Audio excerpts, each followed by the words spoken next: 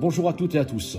Aujourd'hui, nous allons restaurer rapidement le bloc de commande de chauffage véhicule ici climatisé.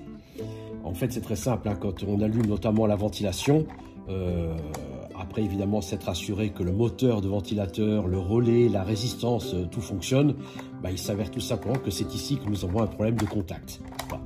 Donc nous allons voir comment accéder au fameux contact et bien entendu réparer notre boîtier de chauffage, notre bloc de commande de chauffage.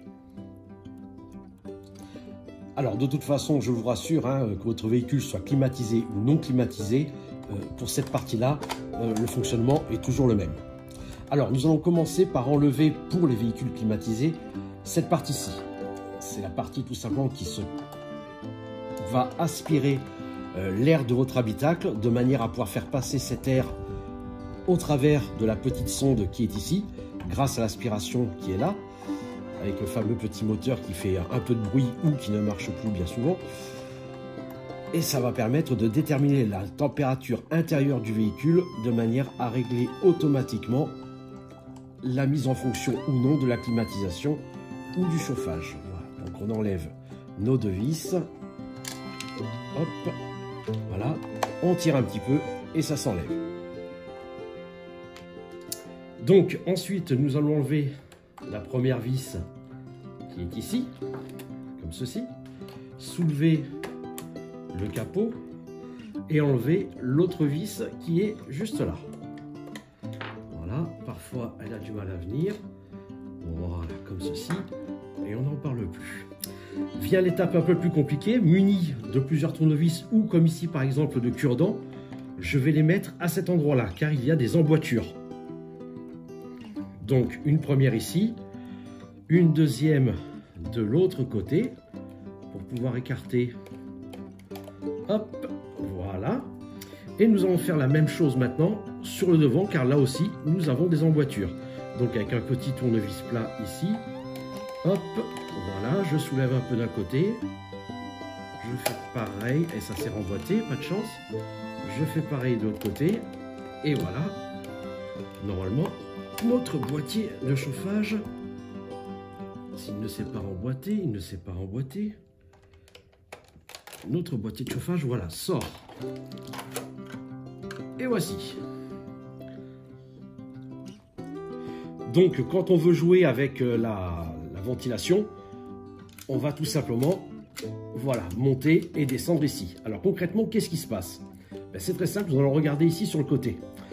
Quand on fait changer la vitesse, on peut voir ici qu'on a une grosse came blanche qui se déplace et qui laisse monter et descendre.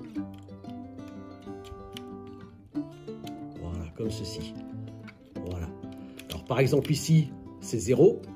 Si je me mets à la moitié, ça déclenche un premier contact.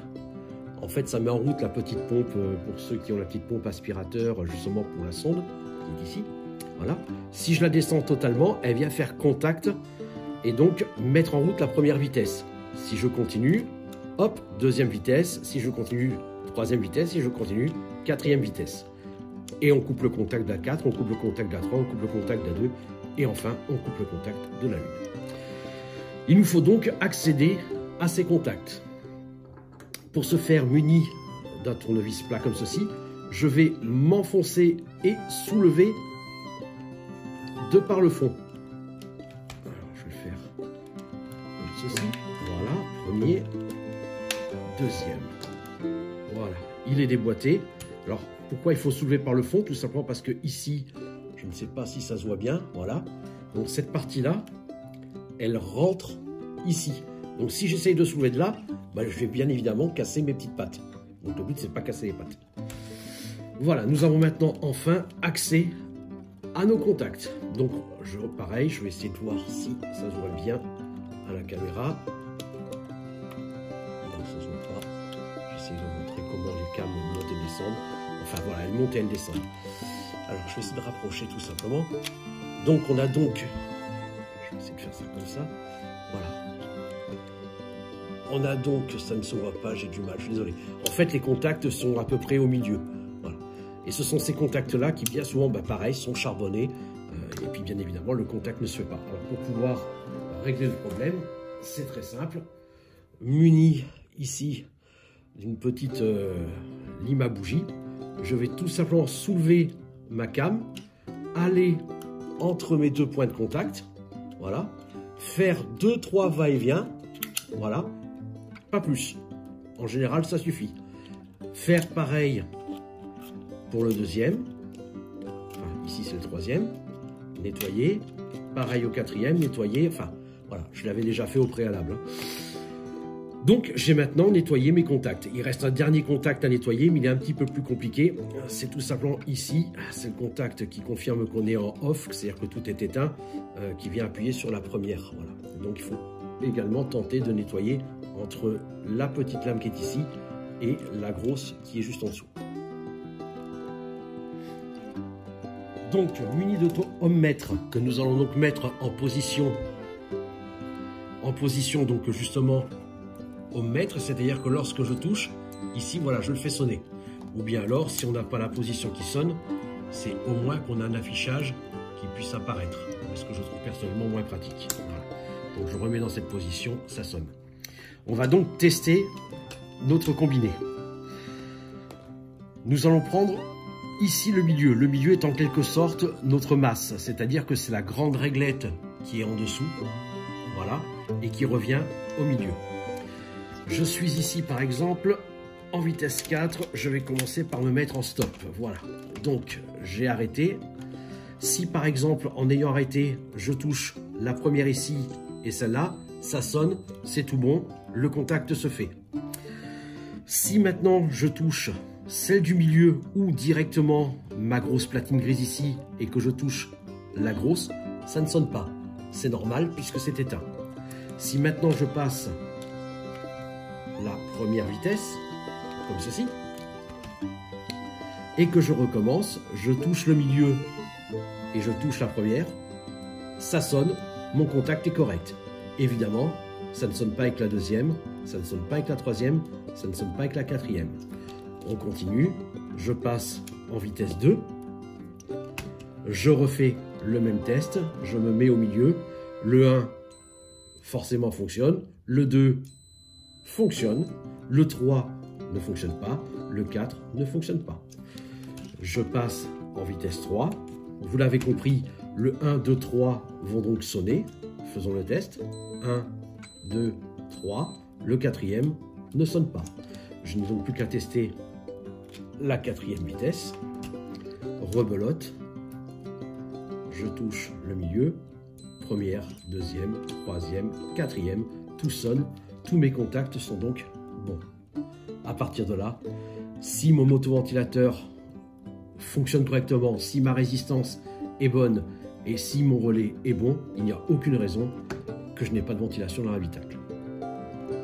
On peut donc maintenant passer au remontage. Alors première chose, lorsqu'on a dévissé les deux vis du côté, c'est tout simplement parce que, hop, cette partie-là, voilà, ici, donc, était emboîtée dedans. Donc là, elle est venue. Si, parfois, quand on tire le bloc chauffage, cette partie-là reste collée au reste, il faut donc l'enlever et venir la repositionner, voilà, bien à fond, s'assurer qu'elle soit, voilà, bien à fond. Voilà. On voit ici la fameuse résistance qui va prendre la température de l'habitacle. Voilà. Donc là, elle est bien positionnée. Ça, c'était la première chose à faire. La deuxième chose à faire, ici, il y a un petit bout de scotch. On peut enlever le petit bout de scotch. On va gentiment déboîter. C'est toujours quand on veut faire ça en démonstration que ça ne veut pas venir. Voilà. Je débloque ma commande. Enfin, pas ma commande, mais mon porte-lumière. J'en profite évidemment. Je teste ici et là, ainsi que là, ici, que mes ampoules fonctionnent. Ici, c'est le cas. Donc, une fois que ça c'est enlevé, je peux repositionner hop, le tout. Donc, je le mets volontairement dans ce sens-là.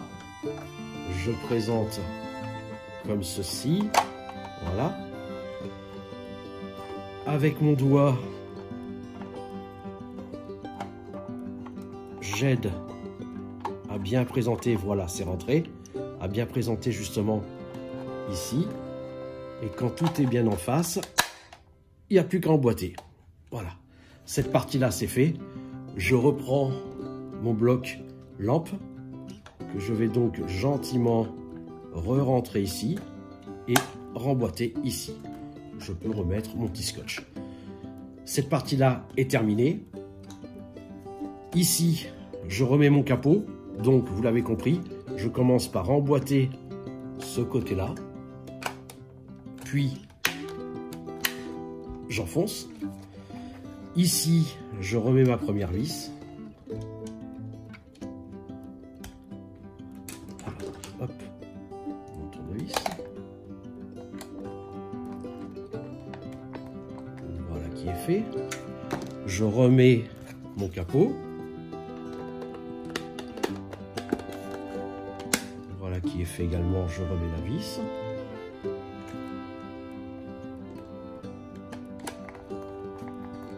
Voilà. Je reprends le tube d'aspiration de l'air d'habitacle que je remboîte. Voilà, et je remets en dernier lieu, évidemment, mes deux petites vis. Je suis à côté du trou. Et pas de moquerie, s'il vous plaît, sur le fait que j'ai du mal à trouver le trou. On parle du trou de la vis. Voilà, première vis et deuxième vis. Parce qu'en fait, ici, il y a deux trous côte à côte et je me suis trompé de trou.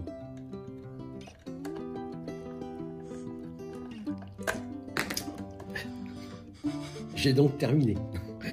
Donc, j'espère que ce tuto vous servira bien évidemment, puisque, comme vous l'avez vu, hormis le fait de sortir le boîtier en soi du tableau de bord qui est un petit peu, je dirais, dur, un petit peu compliqué, hein, parce que les fils sont courts, mais sinon, vous voyez, c'est assez simple finalement de le remettre en fonction, puisque bien souvent, encore une fois, ce ne sont que les contacts concernant la vitesse qui fait que ça ne fonctionne pas. Voilà, écoutez, à vos tournevis, maintenant c'est à votre tour. J'espère encore une fois que ça vous aura bien aidé. Je vous souhaite une bonne fin de journée à tous. Au revoir.